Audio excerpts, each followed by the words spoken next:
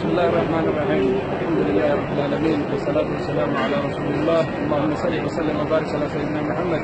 daawwattoota keenya akkuma argitan guyyaarraa kana harama keessatti Ka'baa duratti argamna. Alhamdulillahi rabbil alamin. Baga isiniin ga'e jenna. Waa'ee ji'a amma keessa jirru kana ji'a ramadaana ilaalchisee ustaazonni keenya numadditti argamu. Dhaamsa tokko tokko isinii dabarsu. Bismillahir rahmanir rahim. Ustaaz Jamaal maal jettume? Bismillahir rahmanir rahim. Yeroo keessa jirru yeroo baatii ji'a ramadaanaati. Dini ramadaana ji'a namni keessatti khayrii adda addaa oomishatu. Khayrii san keessaa akka ijaatti namni rabbi qaddareef umraa ramadaanaati. Umraa ramadaana keessa godhamtu Nabi sallallahu alaihi wasallam hajjii na wajjin godhani hojii galanni siidha.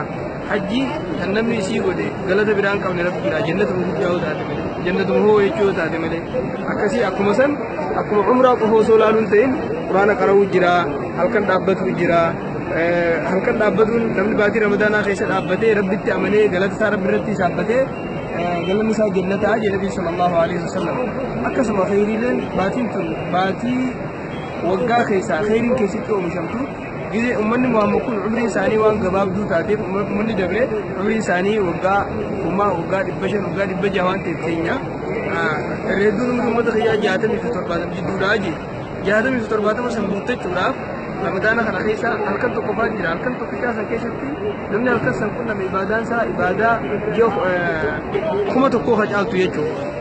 Kanaaf akka kanatti bifa kanaan baatii khayriin keessatti kuusamtee bakka takkatti khayrii san namni fudhatu waan taateef quraana haa ta'u, zikrii haa ta'u, sadaqaa haa ta'u, umraa ramadaana keessaa haa ta'u, araarama rabbii gaafachuu haa ta'u, khayruma adda addaa wooma khayrii jedhamu hundatti yoo hirmaatan hedduu gaariin jaa waliyyeen keenya rabbiin isin haa fedhu yoo rabbiin namaan fedhe malee taatu. Namaan fedhullee yoo rabbiin namarraa qeebale malee taatu rabbiin bitillee nurraa haa qeebalu isinillee akkasumatti khayrii nuun fedhanallee isin haa fedhu khayrii biraallee isin haa hojjechiisuun isin jaa sumarratti isin gabaabsa. Bismillahir rahmanir rahim. Ani ergaan uummata keenyaa dabarsu yeroon kunniin yeroo ji'a gaarii ji'a kabajamaa ji'a ibiddarraa najaa itti baanu ji'a rahmata rabbii argannu ji'a sadarkaan keenyallee rabbi biratti ol ka'u. Kanaafuu ji'a kana keessa jajjabaachuu barbaachisaadha. Akkuma yeroo ramadaanni galu namni waamaan tokko ni waama yaa baagii alkhayri akbil wa yaa baagii alsharri aksir. Yaa nama khayrii waa gaarii dalagattu jabaadhu yaa nama badii dalagaa jirtu dhaabbadhu akkuma jedhamaa jiru. Waamichi waamaa jira. Kanaaf khayrii haa jabaannu keessaayyuu akkuma ustaazii keenya mannu jedhe yoo rabbi nama laafisa umuraa gochuu quraana heddummeessanii qara'uu leelii salaatu miskiina nyaachisuu nama faxarsiisuu zikrii gochuu badii alkaan dalagne ijaan dalagne qaama keenya hundaan dalagne badii hedduu nurra jira. Badii kana hundarraallee tobbannee gara rabbiitti deebi'u rahmata rabbi argachuudhaaf qabsoo barbaachisa.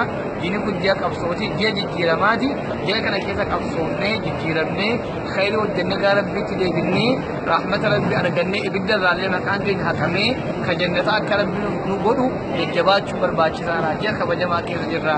Ji'a quraanni keessa keessa jirra. Ji'a nabiyyiin keenya alayhi salaatu wasalaam ergaman keessa jirra.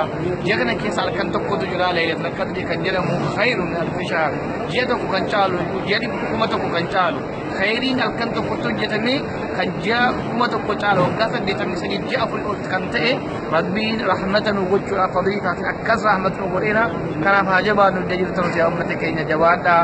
Du'aa isa walii haa kadhannu tokkos haasaan wal bira haa dhaabbannu. Qabsoo guddaa irra jira. Qabsoo uummata keenya uummata buqqeetu jira. Akkuma kana qabsoo hedduun irra jira. Uummata keenya wala buqqee biras akkanatti dhaabbatu. Nasriinuu